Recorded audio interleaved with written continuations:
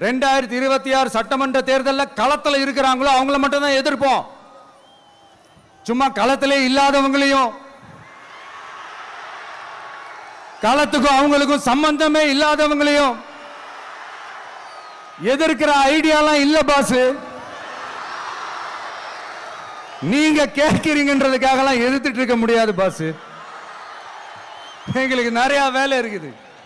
டிவிக்க போவியோ, தீப்பெட்டி ஒட்ட போவியோ, எங்கேயும் பலாப்பழம் வைக்க போவியோ, எங்களுக்கு அது தெரியாது. களம் பாசே, இந்த களம் எனக்கு அந்த களத்திலே இல்லாதவன பேசப்பட்ட பாசங்கிறான். அவர் என்னமோ களம்னா காலையில எந்திரிச்சு அவர் கக்கூசுல உட்கார்றதையும் களம் நினைச்சுக்கிட்டு இருக்காரு. அது களம் கிடையாது.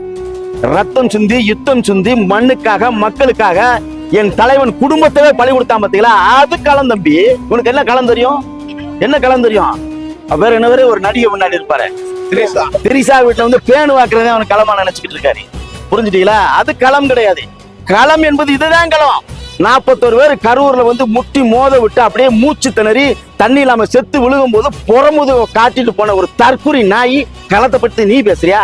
8.2 வாக்குகள் வாங்கி நாம் தமிழர் கட்சி எத்தனை களத்தை நம்ம சொல்லட்டுமா? முல்லை பெரியார சொல்லவா, பாலார சொல்லவா, காவேரியை சொல்லவா, மீத்தன் எரிகாற்று, ஹைட்ரோ கார்பன், ஆசிரியர் போராட்டம், செவிலியர் போராட்டம், தூய்மை பணியாளர் போராட்டம், எத்தனையோ சொல்ல, மாடு மலையேற்றும் போராட்டம், கடலம்மா மாநாடு, அடிக்கிட்டே போலாம். இதுல ஏதாவது ஒண்ணு 5 நிமிடம் துண்டு சீட்டு இல்லாம பேச சொல்லுங்க பாப்போம்.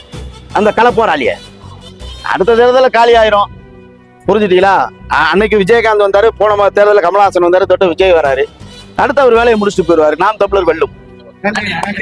நன்றி.